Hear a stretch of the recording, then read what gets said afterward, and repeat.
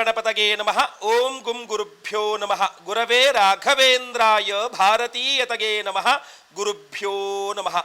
ಓಂ ಶ್ರೀ ಸುಬ್ರಹ್ಮಣ್ಯೇಶ್ವರಾಯ ನಮಃ.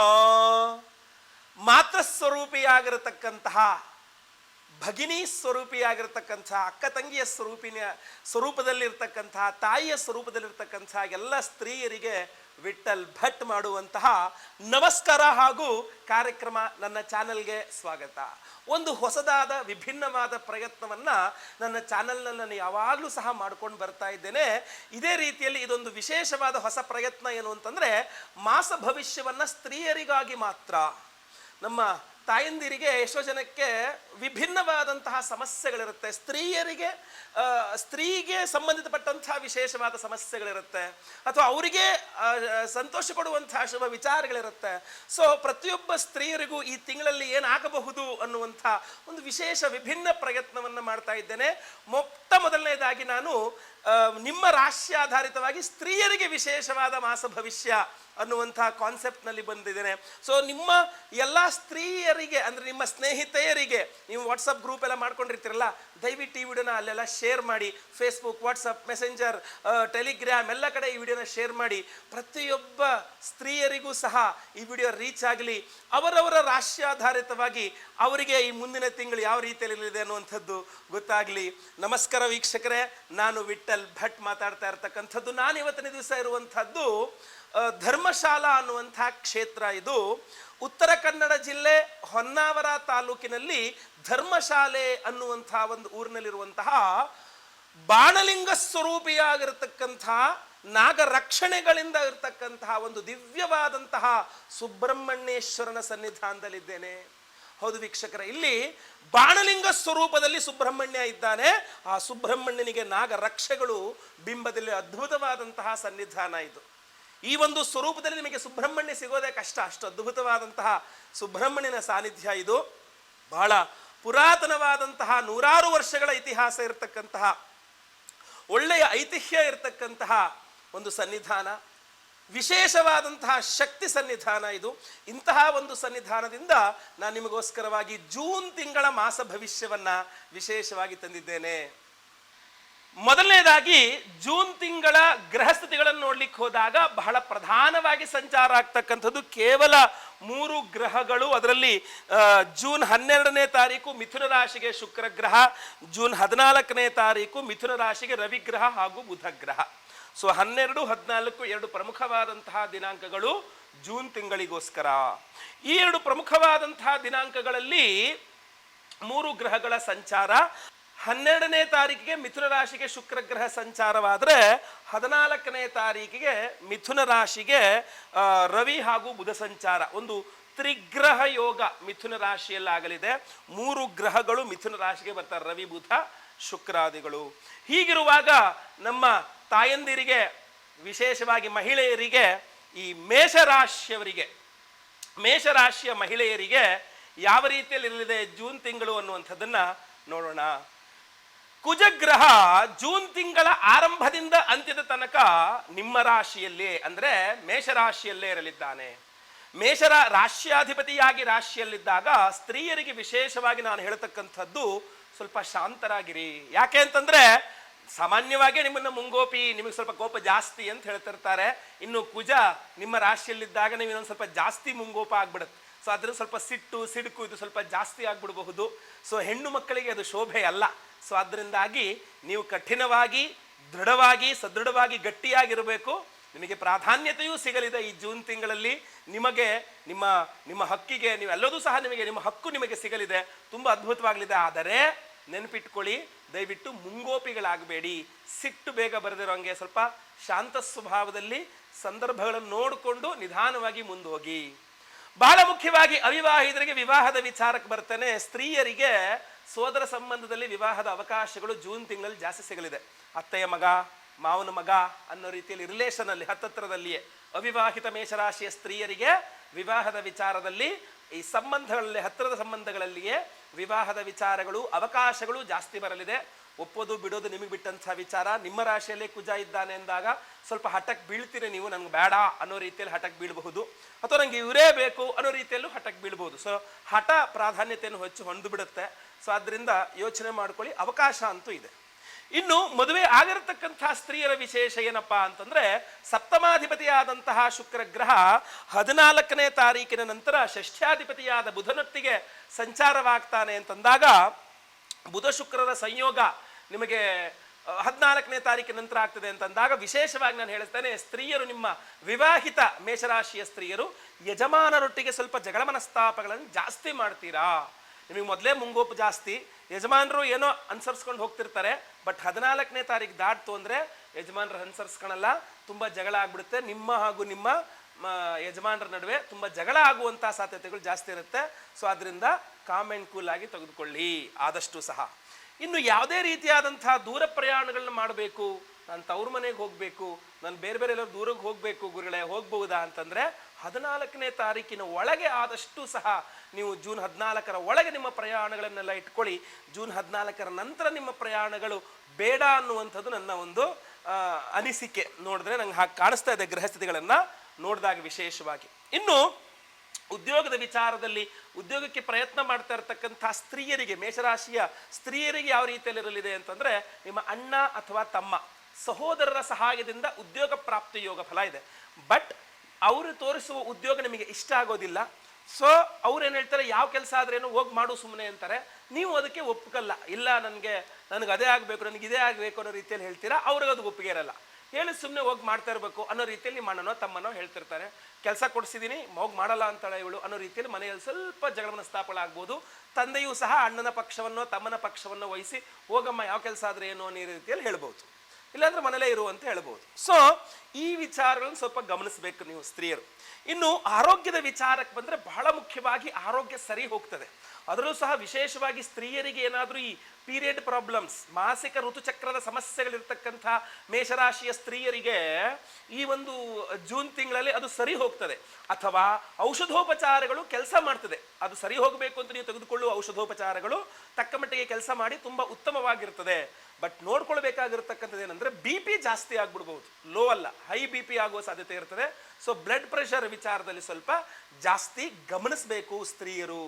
ಇನ್ನು ಸಂತಾನಕ್ಕೋಸ್ಕರ ಪ್ರಯತ್ನ ಮಾಡ್ತಕ್ಕಂತಹ ವಿವಾಹಿತ ಸ್ತ್ರೀಯರಿಗೆ, ಮೇಷರಾಶಿಯವರಿಗೆ ಅದ್ಭುತವಾದಂತಹ ಅವಕಾಶಗಳು, ಸನ್ನಿವೇಶಗಳು, ಸಂದರ್ಭಗಳು ಇದೆ. ಬಟ್ ನಿಮಗೆ ನಿಮ್ಮ ಯಜಮಾನರಿಗೆ ಸ್ವಲ್ಪ ಮನಸ್ತಾಪ, ಜಗಳ 14ರ ನಂತರ ಆಗುವ ಕಾರಣ ಅದಾಗದಂತೆ ಸ್ವಲ್ಪ ಪ್ರೀತಿ ವಿಶ್ವಾಸದಿಂದ ದೇವತಾರಾಧನೆಗಳನ್ನು ಮಾಡಿಕೊಂಡು ಗೊತ್ತಾಯ್ತಲ್ವಾ, ಪ್ರಯತ್ನ ಮಾಡಿದ್ರೆ ಖಂಡಿತವಾಗಿ ಸಂತಾನ ನಿಮಗೆ ಪ್ರಯತ್ನ ಮಾಡಬಹುದು ವಿವಾಹಿತ ಸ್ತ್ರೀಯರು.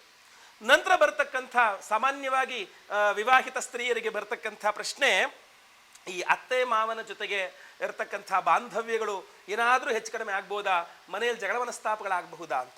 ಅದು ಆಗುವಂತಹ ಸಾಧ್ಯತೆಯೇ ಸ್ವಲ್ಪ ಜಾಸ್ತಿ ಕಂಡು ಬರ್ತಾ ಇದೆ. ಯಾಕೆ ಅಂತಂದ್ರೆ, ಈ ಗ್ರಹಸ್ಥಿತಿಗಳನ್ನು ನೋಡಿದಾಗ ವಿವಾಹಿತ ಸ್ತ್ರೀಯರು ಒಂದೇ ತವ್ರ ಮನೆಯಲ್ಲಾದ್ರೂ ನೀವು ಜಗಳ ಮಾಡ್ಕೊಳ್ತೀರಾ, ಇಲ್ಲ ಅಂದ್ರೆ ಗಂಡನ ಮನೆಯಲ್ಲಾದ್ರೂ ಅತ್ತೆ ಮಾವನ ಜೊತೆಗೆ ಸ್ವಲ್ಪ ಜಗಳ ಮನಸ್ತಾಪಗಳು ಮಾಡ್ಕೊಳ್ತೀರಾ ಅಂತ ಕಂಡು ಬರ್ತಾ ಇದೆ.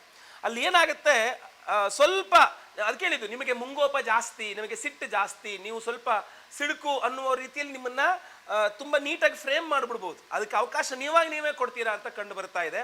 ಅದಾಗದಂತೆ ನೋಡ್ಕೊಳ್ಳಿ. ಸ್ವಲ್ಪ ಪ್ರೀತಿ ವಿಶ್ವಾಸದಿಂದ ಎಲ್ಲರ ಮನಸ್ಸನ್ನ ಗೆಲ್ಲಲಿಕ್ಕೆ ದಯವಿಟ್ಟು ಪ್ರಯತ್ನ ಮಾಡಿ ಅಂತ ಆಯ್ತಲ್ವಾ. ನೆಕ್ಸ್ಟ್ ಬರ್ತಕ್ಕಂಥದ್ದೇನು, ಮಕ್ಕಳು ಯಾವ ರೀತಿಯಲ್ಲಿ ಇರ್ತಾರೆ ಗುರುಗಳೇ. ಈಗ ನನ್ನ ಮಗ ಈಗ ಎಕ್ಸಾಮ್ ಮುಗೀತು, ಈಗ ಮಕ್ಕಳ ವಿಚಾರದಲ್ಲಿ ನಾನು ಏನನ್ನು ಮಾಡಬಹುದು ಮಕ್ಕಳಿಗೆ ಅಂತ ನೀವು ಮಕ್ಕಳ ಬಗ್ಗೆ ಏನು ಯೋಚನೆ ಮಾಡ್ತಕ್ಕಂಥ ಅವಶ್ಯಕತೆ ಇಲ್ಲ. ತುಂಬ ನಿಮ್ಮ ಒಂದು ರಾಶಿಯ ಮೇಲಿಂದ ನೋಡಿದಾಗ ನಿಮ್ಮ ಮಕ್ಕಳ ವಿಚಾರವಾಗಿ ತುಂಬ ಚೆನ್ನಾಗಿ, ಅಧ್ಯಯನದ ವಿಚಾರವಾಗಿ ನೋಡಿದ್ರೆ ಚೆನ್ನಾಗಿ ಕಂಡು ಬರ್ತಾ ಇದೆ. ಸಾಂಗತ್ಯದ ವಿಚಾರವಾಗಿ ಚೆನ್ನಾಗಿ, ಅಂದರೆ ನಿಮ್ಮ ಮಕ್ಕಳ ಫ್ರೆಂಡ್ಸ್ ಇದಾರಲ್ಲ ಅವ್ರನ್ನ ಆದಷ್ಟು ಸ್ವಲ್ಪ ದೂರ ಇಟ್ಟರೆ ನಿಮ್ಮ ಮಕ್ಕಳು ಒಂದು ಸ್ವಲ್ಪ ಚೆನ್ನಾಗಿರ್ತಾರೆ. ಫ್ರೆಂಡ್ಸಿಂದ ಸ್ವಲ್ಪ ದೂರ ಮಾಡಿ ಅವ್ರಿಗೊಂದು ಸ್ವಲ್ಪ ಅವರ ಕೆರಿಯರ್ ಮೇಲೆ ಕಾನ್ಸಂಟ್ರೇಷನ್ ಮಾಡೋ ರೀತಿಯಲ್ಲಿ ಸ್ವಲ್ಪ ಅವರಿಗೆ ಸಿಟ್ಟು ಮಾಡಿ ಅಲ್ಲ, ಶಾಂತವಾಗಿ ಅವರಿಗೆ ಕೂತ್ಕೊಂಡು ವಿವರಿಸಿದರೆ ತುಂಬ ಉತ್ತಮ ಅಂತ ಅನಿಸ್ತಾ ಇದೆ. ಇದರ ವಿಶೇಷವಾಗಿ ಸ್ತ್ರೀಯರಿಗೆ ಸಂಬಂಧಪಟ್ಟಂತಹ ವಿಡಿಯೋ ಇದು. ಆದ್ರಿಂದಾಗಿ ಪ್ರತಿಯೊಬ್ಬ ಸ್ತ್ರೀಯರಿಗೂ ಇದು ನೀವು ದಯವಿಟ್ಟು ರೀಚ್ ಮಾಡಬೇಕು ಈ ಒಂದು ವಿಡಿಯೋನ, ಪ್ರತಿಯೊಬ್ಬರಿಗೂ ಸಹ. ಇಲ್ಲಿ ಬಂಗಾರದ ವಿಚಾರ ಯಾರಿಗೆ ಬೇಕು, ಎಲ್ಲ ಸ್ತ್ರೀಯರು ಬಂಗಾರ ಕೇಳ್ತಿರಲ್ವಾ. ಸೊ ಬಂಗಾರವನ್ನ ಖರೀದಿಸುವಂತಹ ಯೋಗ ಫಲ, ಬಂಗಾರವನ್ನು ಖರೀದಿಸುವಂಥ ಯೋಗ ಫಲ ಜೂನ್ ತಿಂಗಳ ಮೊದಲೆರಡು ವಾರಗಳಲ್ಲಿ ಚೆನ್ನಾಗಿ ಕಂಡು ಬರ್ತಾ ಇದೆ. ನಂತರದ ವಾರಗಳಲ್ಲಾದರೆ ನೀವು ಅನ್ಕೊಂಡಿದ್ದಕ್ಕಿಂತ ಖರ್ಚು ಜಾಸ್ತಿ ಆಗಬಹುದು, ಅಥವಾ ನೀವು ಅನ್ಕೊಂಡಿದ್ದಕ್ಕಿಂತ ಬಂಗಾರದ ಪ್ರಮಾಣ ಕಡಿಮೆ ಆಗ್ಬಿಡ್ತದೆ. ಅಂದರೆ ಒಂದು 10 ಗ್ರಾಮ್ ತಗೊಳ್ಳೋಣ ಅನ್ಕೊಂಡಿರಿ, ಆಗಲಿಲ್ಲ, 6 ಗ್ರಾಮೇ ತಗೊಂಡೆ, 3 ಗ್ರಾಮೇ ತಗೊಂಡೆ, 5 ಗ್ರಾಮೇ, ಹಿಂಗೆ ಪ್ರಮಾಣ ಕಡಿಮೆ ಆಗ್ಬಿಡುತ್ತೆ. ಬಟ್ ಬಂಗಾರವನ್ನು ಖರೀದಿಸುವ ಯೋಗ ಫಲ ಚೆನ್ನಾಗಿದೆ ಮೇಷರಾಶಿಯವರಿಗೆ. ಅದು ಏನು ಈ ತಿಂಗಳ ಮೊದಲೆರಡು ವಾರಗಳಲ್ಲೇ ಪ್ರಯತ್ನ ಮಾಡಿದ್ರೆ ತುಂಬ ಚೆನ್ನಾಗಿರುತ್ತೆ. ಬಹಳಷ್ಟು ಜನ ಸ್ತ್ರೀಯರು ಸಾಮಾನ್ಯವಾಗಿ ಚೀಟಿ ವ್ಯವಹಾರ, ಯಜಮಾನ್ರಿಗೆ ಗೊತ್ತಿಲ್ಲದೆ ಅಲ್ಲಿ ಚೀಟಿ ದುಡ್ಡು ಹಾಕಿ ಏನೋ ಸೇವಿಂಗ್ಸ್ ಮಾಡ್ಕೊಂಡಿರ್ತೀರಲ್ವಾ. ಸೊ ಆ ವಿಚಾರವಾಗಿ ಸ್ವಲ್ಪ ಗಮನಿಸಬೇಕಾಗ್ತದೆ. ಈ ಸಾಲ ಕೊಡೋದು, ಸಾಲ ತೆಗೆದುಕೊಳ್ಳುವಂಥದ್ದು ಮನೆಯಲ್ಲಿ ಗೊತ್ತಿಲ್ಲದೆ ಸ್ತ್ರೀಯರು ವಿಶೇಷವಾಗಿ ಸೈಲೆಂಟಾಗಿ ಮಾಡ್ತಾ ಇರ್ತೀರಲ್ಲ, ಅದು ಒಂದು ಸ್ವಲ್ಪ ಸಮಸ್ಯೆದಾಯಕ ಮಾಡಬಹುದು. ನಿಮ್ಮ ಹಾಗೂ ನಿಮ್ಮ ಯಜಮಾನರ ಜಗಳಕ್ಕೆ ನೀವು ಮಾಡುವ ಸಾಲಗಳು ಅಥವಾ ನೀವು ಮಾಡುವ ಹಣದ ವ್ಯವಹಾರಗಳು ಕಾರಣೀಭೂತವಾಗ್ತದೆ. ಯಾಕೆ ಆ ರೀತಿಯಲ್ಲಿ ದುಡ್ಡಿದು ಮಾಡಿದೆ, ಅಥವಾ ಎಲ್ಲೋ ಒಂದು ಚೀಟಿ ಹಾಕಿರ್ತೀರ, ಅವ್ರು ಯಾರೋ ಒಂದು ನೀವು ಅನ್ಕೊಂಡ ರೀತಿಯಲ್ಲಿ ರಿಸಲ್ಟ್ ಕೊಟ್ಟಿರಲ್ಲ, ಅದು ಯಜಮಾನ್ರಿಗೆ ಹೇಳಿರಲ್ಲ, ಆಮೇಲೆ ಗೊತ್ತಾಗುತ್ತೆ, ಅವ್ರನ್ನ ನೀವು ಜಗಳ ಮಾಡ್ತಾರೆ. ನನಗೆ ಹೇಳಿದೆ ಅಲ್ಲಿ ಎಲ್ಲಕ್ಕೆ ದುಡ್ಡು ಹಾಕಕ್ಕೆ ಹೋದೆ, ನನಗೆ ಹೇಳಿದೆ ಅದು ಯಾಕೆ ದುಡ್ಡು ತೆಗೆದೆ, ನನಗೆ ಹೇಳಿದೆ ಯಾಕೆ, ಈ ಥರ ಒಂದು ಸ್ವಲ್ಪ ಅದು ನಂದೇ ದುಡ್ಡು ಅಲ್ವಾ, ನಾನು ಸೇವಿಂಗ್ಸ್ ಮಾಡ್ಕೊಂಡಿದ್ದು, ಅದೇನು ಹಂಗೆ ಹಿಂಗೆ ಅಂತ ನೀವು ಕವರಪ್ ಮಾಡ್ತೀರಾ, ಬಟ್ ಅದು ಕವರಪ್ ಆಗಲ್ಲ. ಸೊ ಅದರಿಂದ ಈ ಚೀಟಿ ದುಡ್ಡು, ಸಾಲದ ದುಡ್ಡು, ಸಾಲದ ವ್ಯವಹಾರ ಈ ಥರ, ಅಥವಾ ಯಾವುದೋ ಒಂದು ಮೂರನೇ ವ್ಯಕ್ತಿ ಬಂದು ಜಗಳ ಹಚ್ಚಾಕೋದು, ಇಂಥದ್ದೆಲ್ಲ ಕಂಡು ಬರ್ತಾ ಇದೆ. ಸೊ ಆದ್ದರಿಂದ ದಯವಿಟ್ಟು ಈ ಚೀಟಿ ವ್ಯವಹಾರ, ಸಾಲದ ವ್ಯವಹಾರ, ಯಜಮಾನರಿಗೆ ಗೊತ್ತಿಲ್ಲದೇನ ಏನೋ ದುಡ್ಡಿನ ವ್ಯವಹಾರಗಳನ್ನು ದಯವಿಟ್ಟು ಈ ಮೇಷರಾಶಿಯವರು ಈ ಒಂದು ಜೂನ್ ತಿಂಗಳಲ್ಲಿ ಪ್ರಯತ್ನ ಮಾಡಬೇಡಿ. ತುಂಬ ಸಮಸ್ಯೆ ಅದರಿಂದಲೇ ಆಗಲಿದೆ ಅಂತ ಕಂಡು ಬರ್ತಾ ಇದೆ. ಇಲ್ಲಿ ಬಹಳ ಸ್ಪಷ್ಟವಾಗಿ ನಿಮಗೆ ದೇವತಾರಾಧನೆ, ಯಾಕೆಂದರೆ ಮಹಾಕಾಳ ಸರ್ಪ ಯೋಗ ಅನ್ನತಕ್ಕಂಥದ್ದು, ಘಟಕಾಳ ಸರ್ಪ ಯೋಗ ಈ ನಭೋಮಂಡಲದಲ್ಲಿ ಜೂನ್ ತಿಂಗಳಲ್ಲಿ ಕಂಡು ಬರ್ತಾ ಇದೆ. ಸೊ ಅದಕ್ಕೋಸ್ಕರ ವಿಶೇಷ ಪರಿಹಾರಗಳನ್ನು ಸಹ ನಾವು ಮಾಡ್ತಾ ಇದ್ದೇವೆ. ಈ ವಿಡಿಯೋ ಎಂಡಲ್ಲಿ ಅದು ಹೇಳ್ತೇನೆ. ಅದಕ್ಕಿಂತ ಮುಂಚಿತವಾಗಿ ನಾವು ನಿಮಗೊಂದು ಸಿಂಪಲ್ ಪರಿಹಾರವನ್ನು ಹೇಳ್ತೇನೆ. ಆ ಪರಿಹಾರವನ್ನು ದಯವಿಟ್ಟು ಮಾಡಿ. ಏನಿಲ್ಲ ಅಂತಂದರೆ, ಒಂದು 3 ಬೊಗಸೆಯಷ್ಟು ಭತ್ತವನ್ನು ಬಿಳಿಯ ವಸ್ತ್ರದಲ್ಲಿ ಹಾಕಿ, ಒಂದು 3 ಅಥವಾ 5 ಅರಿಶಿನ ಕೊಂಬು ಹಾಕಿ ಅದನ್ನು ಗಂಟು ಕಟ್ಟಿ ನಿಮ್ಮ ಮನೆಯಲ್ಲಿ ಒಂದು ದಿವಸ ಅದನ್ನು ಒಂದು ರಾತ್ರಿ ನಿಮ್ಮ ಮನೆಯಲ್ಲೇ ಸ್ಥಾಪನೆ ಮಾಡಿ, ಮರುದಿನ ಬೆಳಗ್ಗೆ ಅದನ್ನು ಶುಕ್ರವಾರದ ದಿವಸ ಅಥವಾ ಬುಧವಾರದ ದಿವಸ, ಬುಧವಾರ ಅತ್ಯುತ್ತಮ, ತಗೊಂಡೋಗಿ ಹತ್ತಿರದ ದೇವಸ್ಥಾನದಲ್ಲಿ ಅದನ್ನು ದಾನ ಮಾಡಿಬಿಡಿ. ತುಂಬ ಅನುಕೂಲವಾಗಿರ್ತದೆ ನಿಮಗೆ. ತುಂಬ ವಿಶೇಷವಾದ ನಾನು ಹೇಳಿದಂಥ ನೆಗೆಟಿವಿಟೀಸ್ ಎಲ್ಲ ತುಂಬ ಪರಿಹಾರವಾಗುತ್ತೆ, ಬೇಗ ಶೀಘ್ರವಾಗಿ ಪರಿಹಾರವಾಗುತ್ತೆ. ಇದಲ್ಲದೆ ವಿಶೇಷವಾದ ಪರಿಹಾರವನ್ನು ಬೇಕು ಅಂತಂದರೆ ಬಹುಮುಖ್ಯವಾಗಿ ಮೇ 23, ಯಾಕೆಂದರೆ ಜೂನ್ ತಿಂಗಳ ಎಲ್ಲ ಸಮಸ್ಯೆಗಳು ಮೇನಲ್ಲೇ ಪರಿಹಾರವಾಗಬೇಕು ಅಂತ, ಮೇನಲ್ಲೇ ಅದಕ್ಕೆ ಪರಿಹಾರ ಮಾಡಿಬಿಟ್ಟು ಜೂನ್ ಮೊದಲನೇ ವಾರದ ಒಳಗೆ ನಿಮಗೆ ಪ್ರಸಾದ ತಲುಪಿಸಬೇಕು ಅನ್ನುವ ದೃಷ್ಟಿಕೋನದಿಂದ ನಾನು ಜೂನ್ ತಿಂಗಳಗೋಸ್ಕರ ಮೇ ತಿಂಗಳಲ್ಲೇ ಹೋಮವನ್ನು ಮಾಡ್ತಾ ಇರುವಂಥದ್ದು. ಮೇ 23ನೇ ತಾರೀಕು ವೈಶಾಖ ಮಾಸದ ಹುಣ್ಣಿಮೆ, ವೈಶಾಖ ಹುಣ್ಣಿಮೆ. ಸೊ ಅದರಿಂದ ಬಹಳ ಪವರ್ಫುಲ್ ಆಗಿರತಕ್ಕಂಥ ದಿವಸ. ಅವತ್ತಿನ ದಿವಸ ನಾವು ಮಹಾಕಾಳ ಸರ್ಪ ಯೋಗ ದೋಷ ಪರಿಹಾರ ಶಾಂತಿ ಹೋಮವನ್ನು, ಅದ್ರ ಜೊತೆಗೆ ಸೌಭಾಗ್ಯ ಲಕ್ಷ್ಮಿ ಹೋಮವನ್ನು ಮಾಡ್ತಾ ಇದ್ದೇವೆ. ಯಾಕೆ ಅಂದರೆ ಸೌಭಾಗ್ಯ ವೃದ್ಧಿ ಆಗಬೇಕು, ನಮ್ಮನೆ ಹೆಣ್ಣು ಮಕ್ಕಳು ಎಲ್ಲ ಸೌಭಾಗ್ಯರಾಗಿರಬೇಕು ಅನ್ನುವ ಕಾರಣಕ್ಕೋಸ್ಕರ, ಅವರ ಮಾಂಗಲ್ಯ ವೃದ್ಧಿಯಾಗಬೇಕು, ಒಳ್ಳೆಯದಾಗಬೇಕು ಅನ್ನುವ ಕಾರಣಕ್ಕೆ ಸೌಭಾಗ್ಯ ಲಕ್ಷ್ಮಿ ಹೋಮವನ್ನು ಮಾಡ್ತಾ ಇದ್ದೇವೆ. ಹಾಗೂ ವಿಶೇಷವಾಗಿ ಸಂತಾನ ಇಲ್ಲದಂತಹ ಸ್ತ್ರೀಯರಿಗೆ ಸಂತಾನದ ವಿಚಾರದಲ್ಲಿ ಅನುಕೂಲವಾಗಬೇಕು ಅಂತ ಸಂತಾನ ಗೋಪಾಲಕೃಷ್ಣ ಹೋಮ, ಆಶ್ಲೇಷ ಬಲಿ ಪೂಜೆ, ಸರ್ಪಶಾಂತಿ ಹೋಮ, ಗುರುಶಾಂತಿ ಶನಿಶಾಂತಿ ಸಹಿತ ಮಹಾನವಗ್ರಹ ಶಾಂತಿ ಹೋಮಗಳು ಸಹ ಇರಲಿದೆ. ಸೊ ಆದ್ದರಿಂದ ಸಂಕಲ್ಪ ಸೇವೆ ಬೇಕಾದರೆ ನಿಮಗೆ ಶಕ್ತಿ ಇದ್ದರೆ ಓಕೆ ಮಾಡಿಸ್ಬಹುದು ಅಂತ ಅನ್ಸಿದ್ರೆ ಸ್ಕ್ರೀನ್ ಮೇಲೆ ಇರ್ತಕ್ಕಂಥ ನಂಬರ್ಗೆ ನಿಮ್ಮ ಹೆಸರು, ಗೋತ್ರ ಗೊತ್ತಿದ್ರೆ ಗೋತ್ರ, ನಕ್ಷತ್ರ ಗೊತ್ತಿದ್ರೆ ನಕ್ಷತ್ರ, ನಿಮ್ಮ ರಾಶಿ, ಮೇಷರಾಶಿ ನಿಮ್ಮ ರಾಶಿ ಹಾಗೂ ನಿಮ್ಮ ವಿಳಾಸಗಳನ್ನು ಬೇಗ ವಾಟ್ಸಪ್ ಮಾಡ್ಕೊಳ್ಳಿ. 23ನೇ ತಾರೀಕು ಗುರುವಾರ ಬೆಳಗ್ಗೆ ಲೈವಲ್ಲಿ ಮೆಸೇಜ್ ಸಂಕಲ್ಪ ಆಗುತ್ತೆ. ಮಹಾಕಾಳ ಸರ್ಪ ಯೋಗ ದೋಷ ಪರಿಹಾರ ಶಾಂತಿ ಹೋಮ, ಆಶ್ಲೇಷ ಬಲಿ ಪೂಜೆ, ಸರ್ಪಶಾಂತಿ ಹೋಮ, ಅದ್ರಲ್ಲಿ ಬಹಳ ವಿಶೇಷವಾಗಿ ಸೌಭಾಗ್ಯ ಲಕ್ಷ್ಮಿ ಹೋಮ, ಗುರುಶಾಂತಿ ಶನಿಶಾಂತಿ ಸಹಿತ ಮಹಾನವಗ್ರಹ ಶಾಂತಿ ಹೋಮಗಳನ್ನೆಲ್ಲ ನೀವು ಲೈವಲ್ಲಿ ನೋಡ್ತೀರಾ. ಹಾಗೂ ಪ್ರಸಾದ ಸ್ವರೂಪವಾಗಿ ನಿಮಗೆ ವಿಶೇಷವಾದಂಥ ಒಂದು ಕಂಕಣವನ್ನು ಕಳಿಸ್ಕೊಡ್ತೇವೆ. ಪ್ರತಿಯೊಬ್ಬ ಸ್ತ್ರೀಯರು ಸಹ ದಯವಿಟ್ಟು ಈ ಕಂಕಣವನ್ನು ಧಾರಣೆ ಮಾಡ್ಕೊಳ್ಳಿ. ಎಲ್ಲ ಹೋಮಗಳ ಭಸ್ಮ, ನಾಗಾರಾಧನೆ, ಅರಿಶಿನ ಪ್ರಸಾದವನ್ನು ಕಳಿಸ್ಕೊಡ್ತೇವೆ, ಹಣೆಗಿಟ್ಕೊಳ್ಳಿ. ಕಂಕಣ ಬಲಗೈಗೆ ಕಟ್ಕೊಳ್ಬೇಕು ಕಂಕಣವನ್ನು.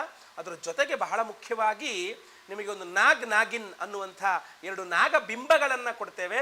ಆ ನಾಗಬಿಂಬಗಳನ್ನು ಅದರ ಜೊತೆಯಲ್ಲಿ ₹1 6 ಕಾಯಿನ್ ಅದನ್ನು ಅಂಗೈಯಲ್ಲಿ ಇಟ್ಕೊಂಡು ಒಂದು 6 ಬಾರಿ ಹಿಂಗೆ ನಿವಾಳಿಸ್ಕೊಂಡು ದೇವಸ್ಥಾನದ ಹುಂಡಿಯಲ್ಲಿ ಹಾಕಿ, ಮನೆ ಹತ್ತಿರದಲ್ಲಿರುವ ಯಾವ ದೇವಸ್ಥಾನ ಆದರೂ ಪರವಾಗಿಲ್ಲ, ಸುಬ್ರಹ್ಮಣ್ಯ ದೇವಸ್ಥಾನ ಇದ್ದರೆ ಅತ್ಯುತ್ತಮ, ಅದನ್ನು ಹುಂಡಿಯಲ್ಲಿ ಹಾಕ್ಬಿಡಿ.